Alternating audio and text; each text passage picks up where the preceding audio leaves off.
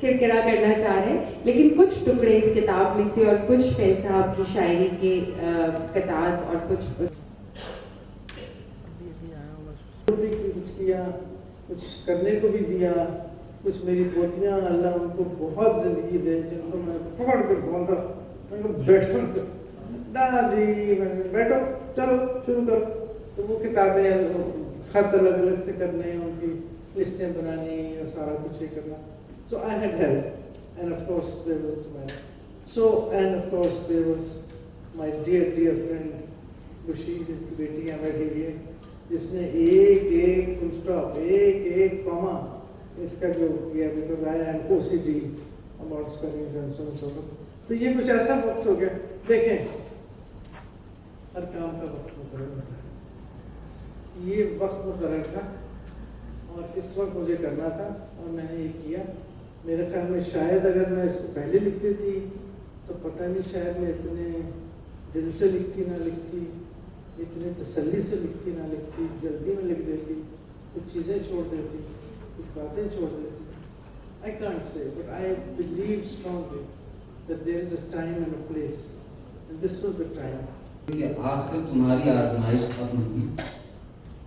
وجہ کیا ہے میں اس کو ایک بار بار ریپیٹ نہیں کریں گی، لیکن ان کی جو گفتگو میں سب سے پہلے جو چیز نظر آتی ہے کہ جب والد صاحب نزدیک نہیں ہوتے، آس پاس نہیں ہوتے، تو دل کتنا خالی خالی ہوتا ہے. اور یہ انہوں نے اتنے ایسے لفظوں میں لکھا ہے کہ دل چاہتا ہے کہ آدمی جب سوچتا ہے تو پھر دل بھر آتا ہے، آنکھیں نم ہو جاتی ہیں کہ آپ 40-50 سال کے بعد بھی جب ان لمحوں کو یاد کرتے ہیں تو وہ لمحہ آپ کے دل میں تازہ رہتا ہے. آپ کے قلم میں وہ تمام تنہائی، ان کی جدائی، ان کا دور رہنا، وہ اتنا سمٹ کے آ جاتا ہے کہ آپ اس کی تکلیف کو اور اذیت کو ایسے بیان کرتے ہیں کہ جیسے یہ آج ہو رہا ہے. ایک یہاں پر جو ذکر ہوا اور یہ کہا گیا کہ کس طرح سے اگر بہت ساری بمبارڈمنٹ ہو رہی ہے آپ کیسے سو سکتے ہیں، تو ان کے لیے فیض صاحب نے لفظ استعمال کیا تھا سوئچ آف. بند کر دو، سوئچ آف کر دو، سوچو نہیں، کچھ نہیں ہو رہا ہے، جو ہونا ہوگا ہو جائے گا، لیکن اس پر بیٹھ کے گھبراؤ اس کے لیے آپ بیٹھ کے سوچو کہ ابھی کیا ہو جائے گا، ابھی بمبارڈمنٹ ہو رہی ہے تو کیا ہوگا. سوئچ آف، یہ چیز انہوں نے اپنے پلے سے باندھ رکھی ہے آج بھی. ایک اور چیز جو بہت امپورٹنٹ ہے اور ان کو زندگی کا سبق دے کے گئی کہ جب یہ کہہ رہی ہے کہ شاید وہ پہلا اور آخری سفر تھا جو ان لوگوں نے ساتھ کیا تھا کراچی سے غالباً لاہور، اور جہاز میں ساتھ بیٹھے تھے اور رات کی فلائٹ ہوتی تھی اور وہ کوئی 2 گھنٹے میں پہنچتی تھی، اور جب وہ چلے ہیں تو اس میں کوئی ایسا موسم تھا کہ وہ جہاز کبھی نیچے جا رہا ہے تو جہاز کبھی اوپر جا رہا ہے، تو انہوں نے بالکل فوراً ابا کی وہ ہاتھ کو پکڑ لیا اور چمٹ گئے. تو ابا نے یہ نہیں کیا، ابو نے کہ ان کو اور نزدیک کر کے کہ نہیں بیٹا نہیں، بیٹا فکر نہیں کرو، یہ نہیں کہا. انہوں نے ان کو زندگی کا سبق پڑھایا اور کیا کہا کہ دیکھو یہ آپ کسی سڑک پہ جا رہے ہیں اور کوئی ڈرائیو کر رہا ہے اور بہت خراب سڑک ہے اور پتھر رکھے ہوئے ہیں، تو وہ آپ کو بچا بچا کر لے کر جائے گا نا. تو کبھی آہستہ کرے گا، کبھی ادھر سے موڑے گا، کبھی سڑک پہ یوں کر دے گا. تو سمجھو کہ ہم اسی طرح ایک سڑک سے گزر رہے ہیں اور وہ جو پائلٹ ہے وہ ہمیں بچانے کی کوشش کر رہا ہے. تو کبھی جہاز نیچے جائے گا، کبھی جہاز اوپر جائے گا، تو گھبرانے کی کیا بات ہے، آرام سے بیٹھو. اور انہوں نے کہا کہ پھر میں نے اپنا ہاتھ ابو کے ہاتھ سے ہٹا لیا.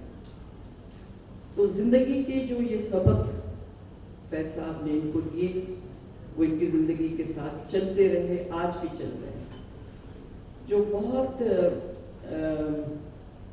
چیزیں جو سمجھنے والی ہیں اور جو انہوں نے اپنے اس میں لفظوں میں لکھا بھی ہے کہ یس those were moments when I missed you the most, your calmness, your aura, your voice, your warmth, your presence. But I learned to survive it all single-handedly. that is what I molded, that is what molded me into the person I am now.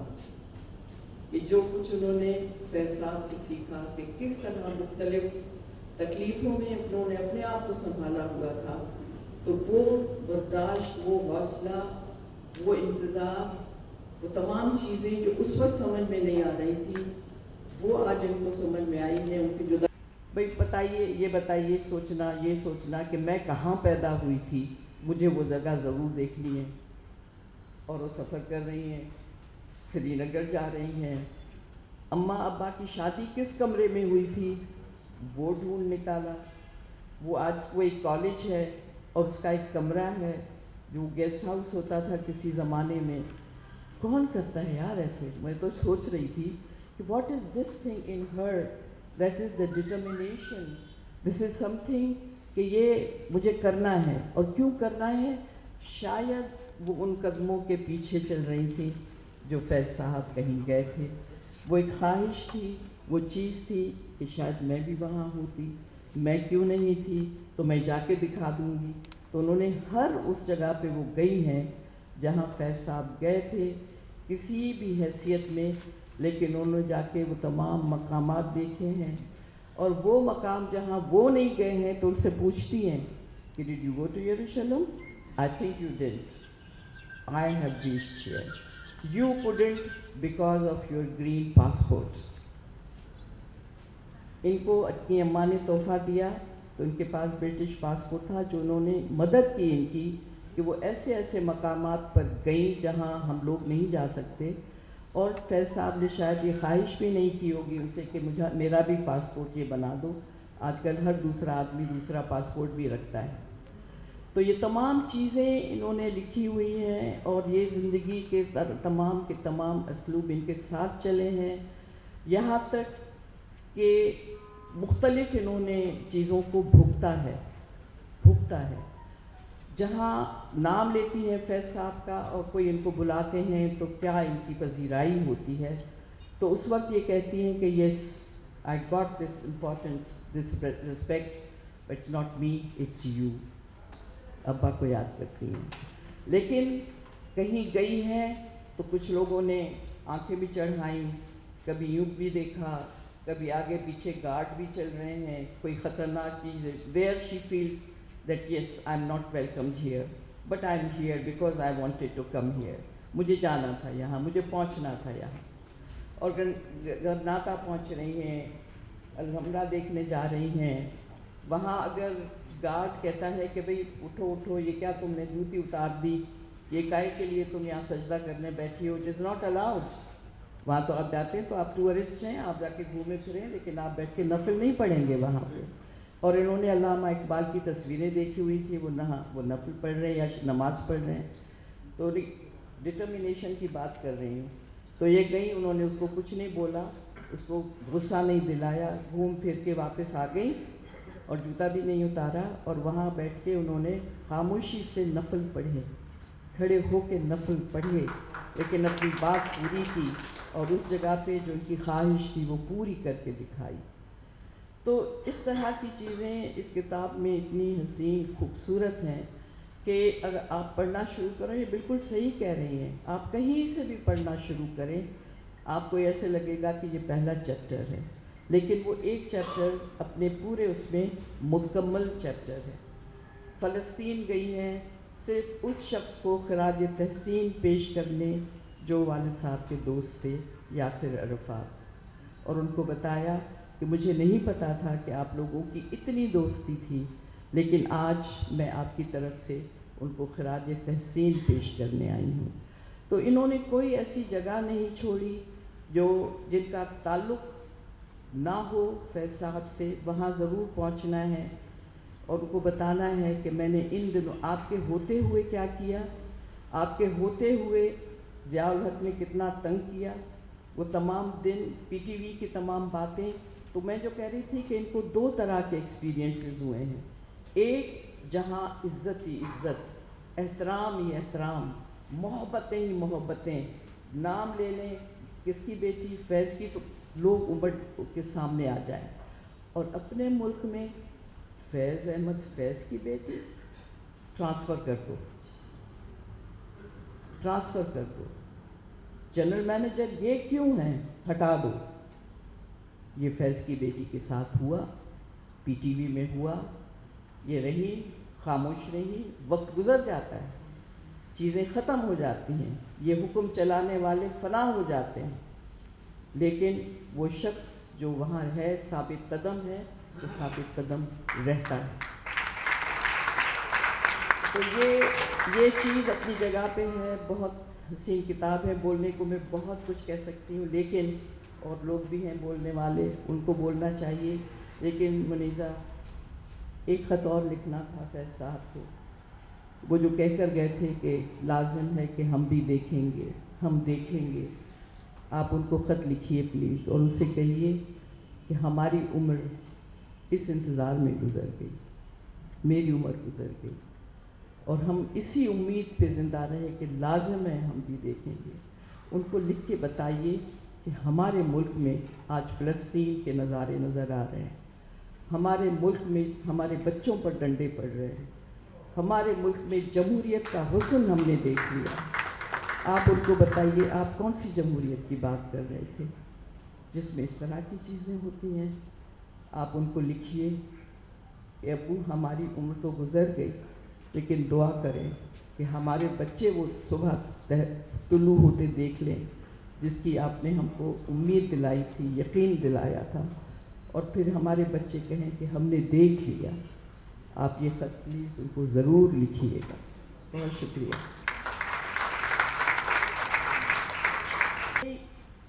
بات انگریزی میں کرنا ہوگی یا اردو میں, تو بولی جیسے چاہو.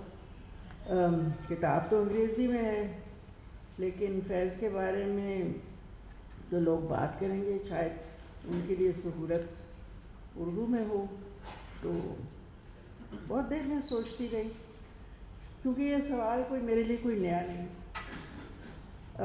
اس کتاب کے جب صفحے میں نے پلٹنے شروع کیے تو پھر کتنے بہت سے نقش ماضی ابھر کے یاد میں آئے, اور یہ بھی یاد آیا کہ قریباً 5 سال کی عمر تک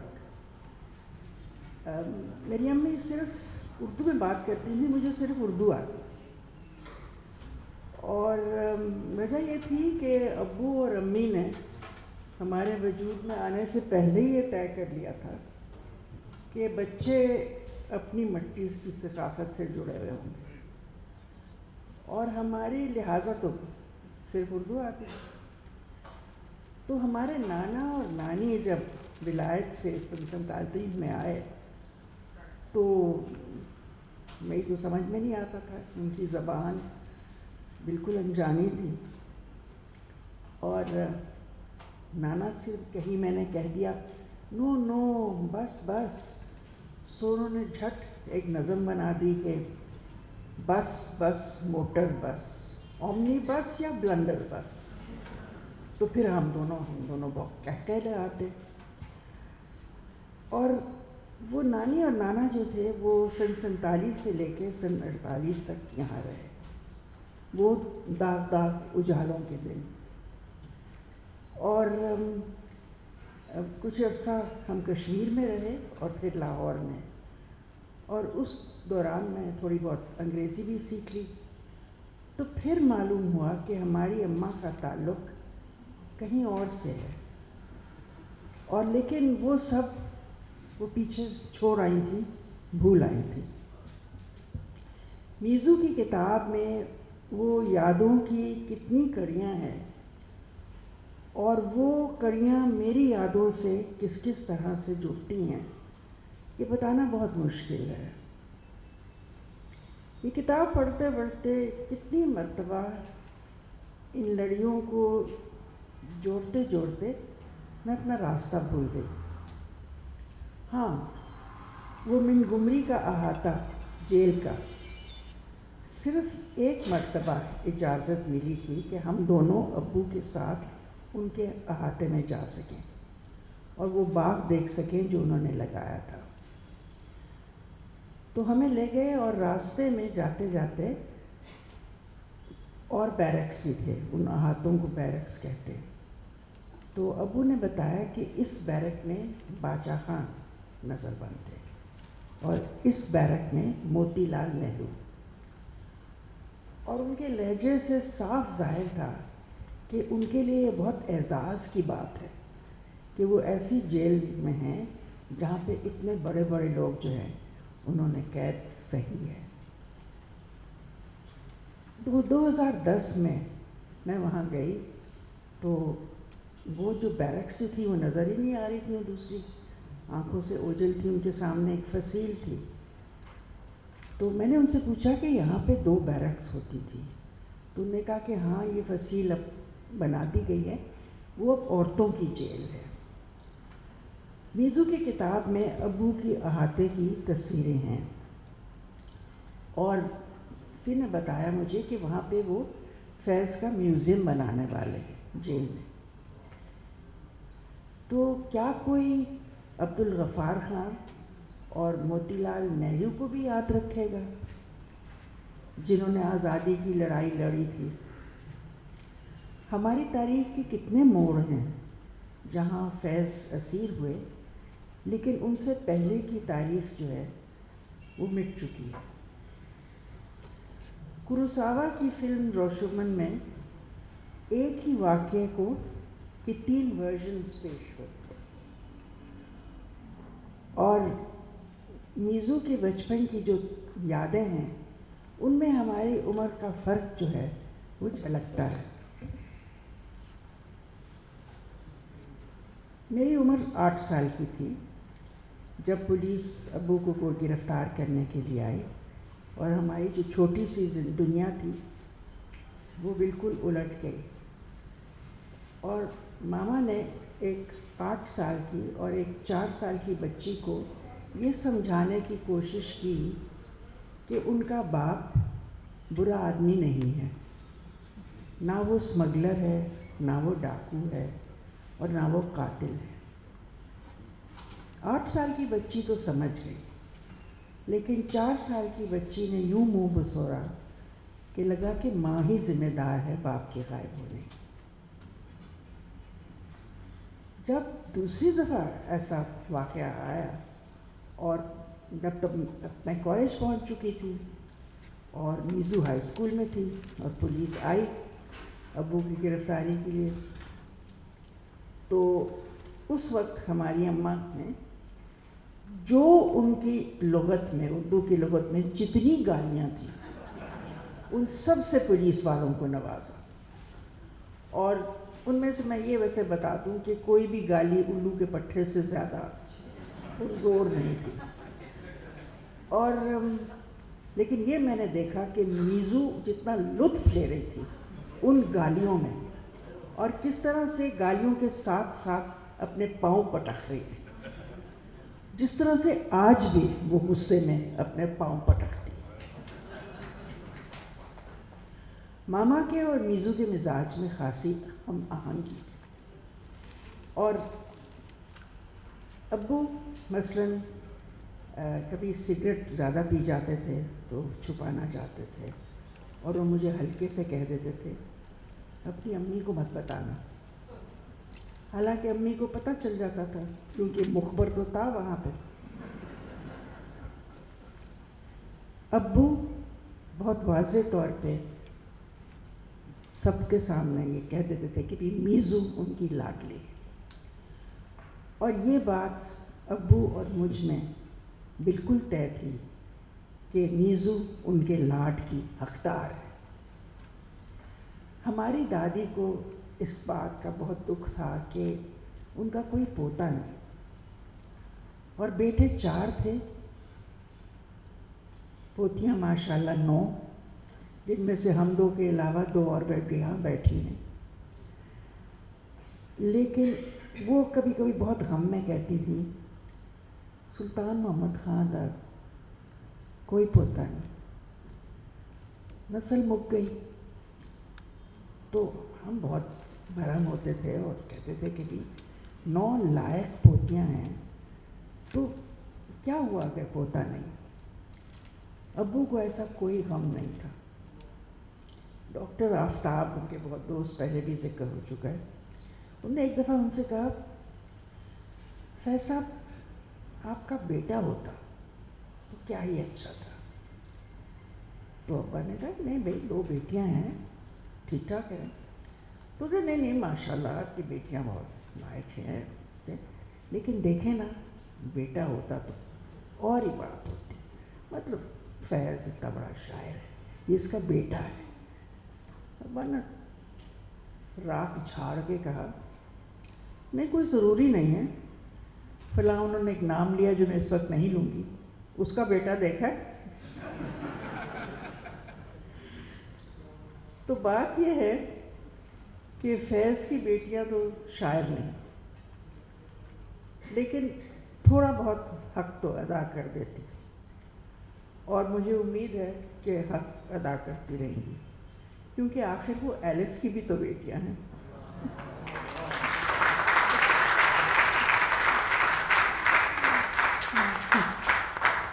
और इस सिलसिले में मुझे याद आया कि हमारी अम्मा के लिए अब्बू ने एक दफ़ा एक नज़म लिखी थी जब वो हैदराबाद जेल में थे और अम्मी की सालगिरह थी।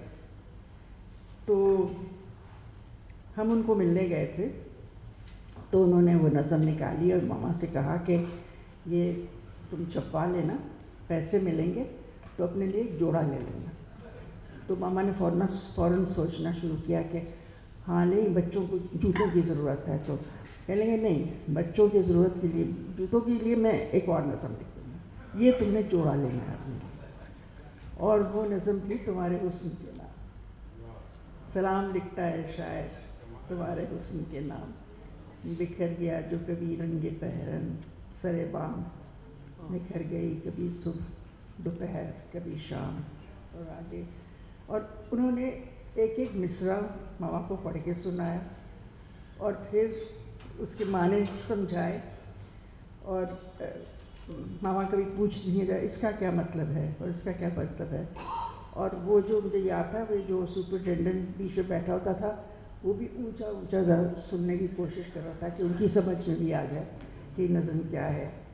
तो आखिर में था कि तुम्हारा हुस्न जवां है तो मेहरबां है फलक, तुम्हारा दम है तो दमसाज है हवाए वतन, गरचे तंग हैं औकात सख्त हैं आलाम, तुम्हारी याद से शीरीं है तलखी है आयाम। सलाम लिखता है शायर। मुअज़्ज़ज़ ख़वातीन हज़रात और जो स्टेज पे में सब लोग हैं, उन सब से ही मुखातिब हूँ मैं। पहले तो मैंने कहा था कि वहाँ तक चली जाऊँगी, लेकिन ये उम्र का इनाम है कि दोनों टांगें सुन्न हैं, तो अगर उठी तो कहीं गिरना पड़े। मीज़ू जब ये किताब लिखना चाहती थी और बनाना चाहती थी इसको, तो मेरी इससे 2-3 दफ़ा मुलाकात हुई थी, और जो बात उसने कही वही मैंने कहा था कि बेटा तुम ज़रूर लिखो, लिखना तुम्हारा हक़ भी है और बहुत अच्छी बात है, बस ये ख्याल रखना कि मुबालगा आ रहा है कहीं ना हो, जो बात कहो साफ हो।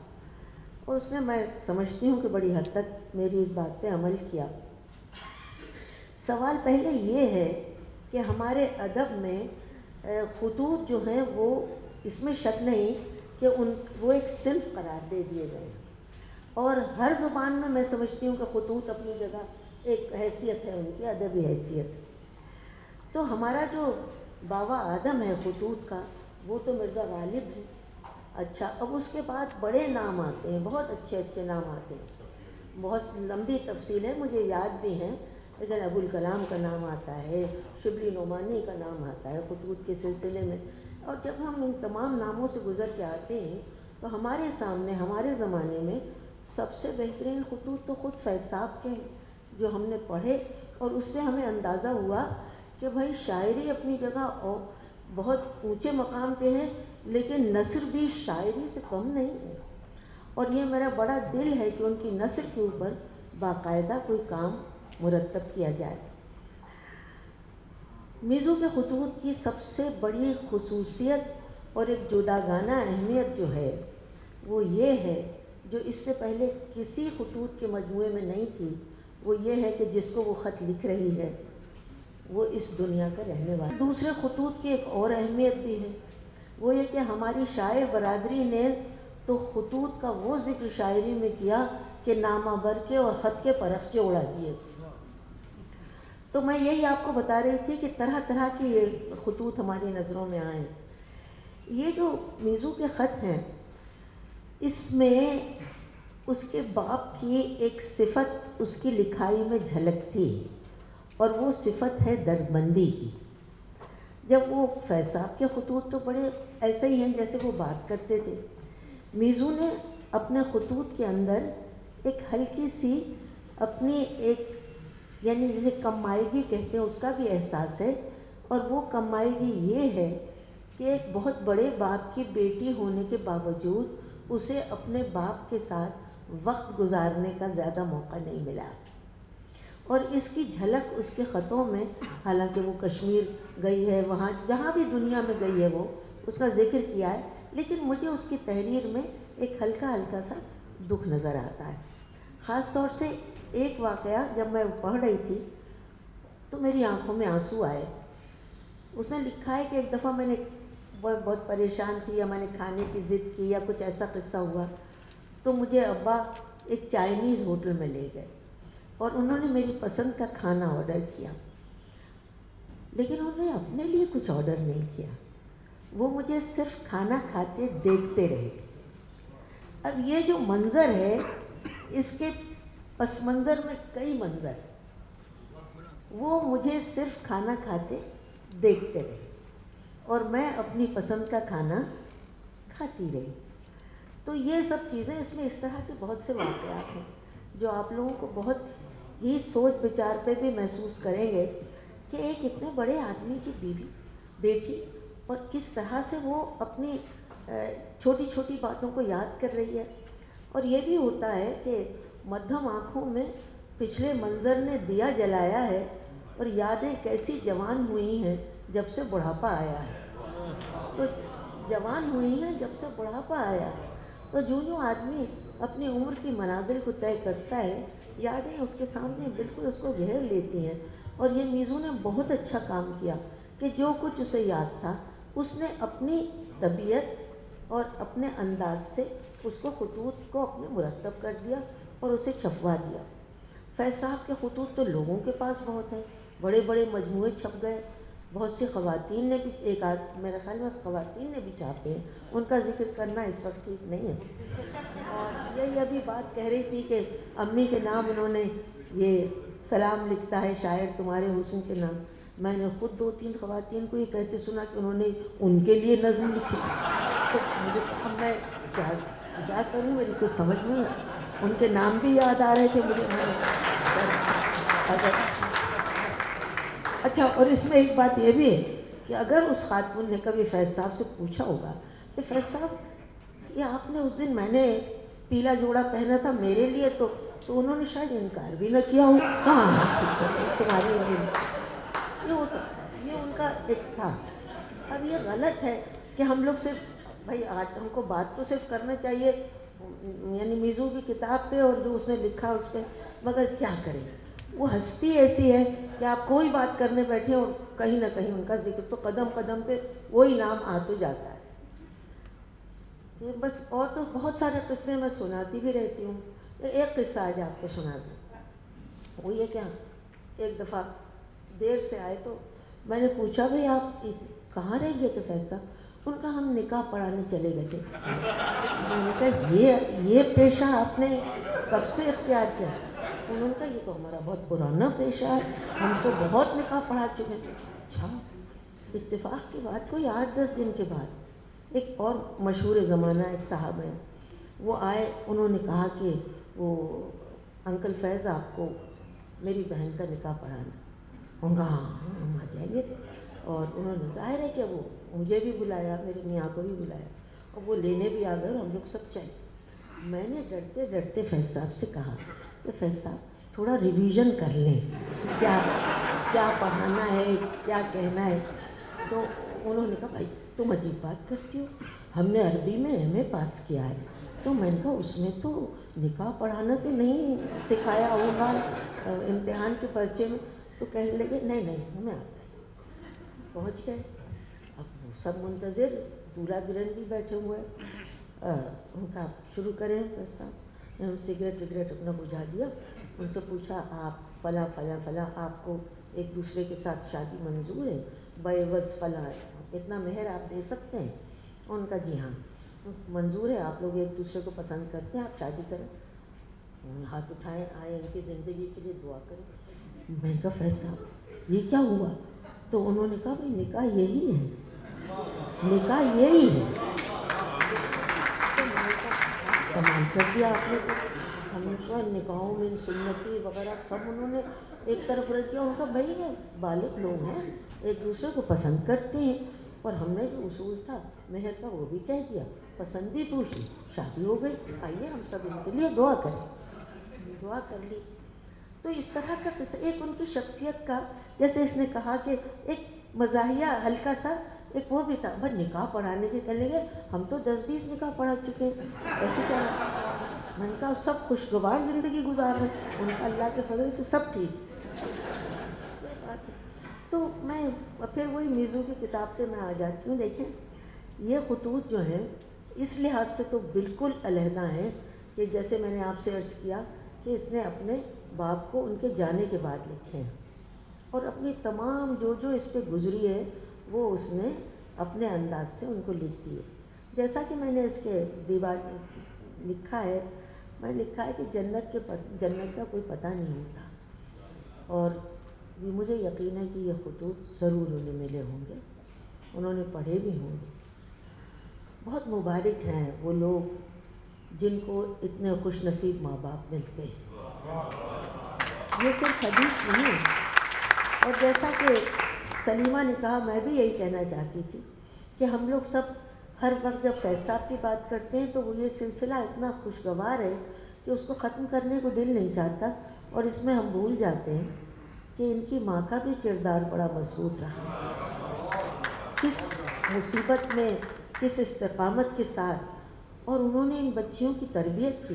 फैज़ साहब को तो वक्त इतना मिला ही नहीं, बल्कि मीज़ू के ख़तों में हर जगह ये दुख है कि जितना वक्त उसमें को मिलना चाहिए था, जब वो अपने पोतों को पोतियों को, उनके माँ बाप अपने बेटों को, अपने बच्चों को गले लगाते देखती है तो उसे वो वक्त याद आता है कि उसे ये मौका क्यों नहीं मिला कि वो घंटों अपने बाप के साथ खेले कूदे, उनसे बातें करे। तो इन दोनों माँ बाप की जो कशमकश थी ज़िंदगी की, और जिस तरह से उन्होंने मजबूती से और खुशाइन तरीक़े से इसका मुकाबला किया, तो ऐसे ही मुबारक औलाद मिलती है अल्लाह की तरफ से, और यही तरबियत ज़िंदगी में हमेशा हर कदम पर, हर मुश्किल पर उनके काम आती है। अभी एक बहस चली थी कि तालीम ज़्यादा अहमियत रखती है या तरबियत, तो लिखने वालों ने यही लिखा कि तालीम बाद की बात है, तरबियत तो शुरू ही से पैदा। तो मैं तो उस तरबियत को फ़ख्र करती हूँ जो इनकी माँ ने इन बच्चियों को दी, जिस तरह से मुस्तैदी से इन्होंने अपनी ज़िंदगियों को गुजारा है, और अपने आप को, वही फैज़ साहब ने कहीं लिखा है कि जद्दोजहद सिर्फ का मुकाबला सिर्फ जद्दोजहद से नहीं, जब आप उसका मुकाबला करें तो आपको खुश दिली से उसका मुकाबला करना चाहिए, कम अज़ कम अपने लिए इतना तो ज़रूरी है। तो बातें तो बहुत हैं कहने के लिए, और आपने इतनी अच्छी अच्छी बातें सुनी भी। मेरी दुआएं हैं सलीमा के लिए, मीज़ू के लिए, उनके बच्चों के लिए, उनके बच्चों के बच्चों के लिए, कि अल्लाह करे वो अपने नाना नानी की दुआओं के साए में, और उनकी जो ज़िंदगी के साथ एक मोहब्बत और इन्वॉल्वमेंट था, और जिसको उन्होंने कभी अपने हाथ से जाने ही नहीं दिया, तो अल्लाह ताला उन बच्चों के नसीब भी इसी तरह करे। मैं अपनी दुआओं के साथ और बड़ी मोहब्बत के साथ मीज़ू को बहुत मुबारकबाद देती हूँ। अल्लाह करे मरहले शौक़ न होता है। मुश्किल से आजकल जाती हैं, और 2-3 जगह उन्हें आज जाना था, लेकिन वो ज़ाहिर है कि फैज़ साहब के साथ जो ज़माना गुजरा है, आपके साथ जो उनकी मोहब्बत है, और हमारी भी थोड़ी सी हुज्जत है उनके साथ, मैं मना ही लेता हूँ हर बार उनको।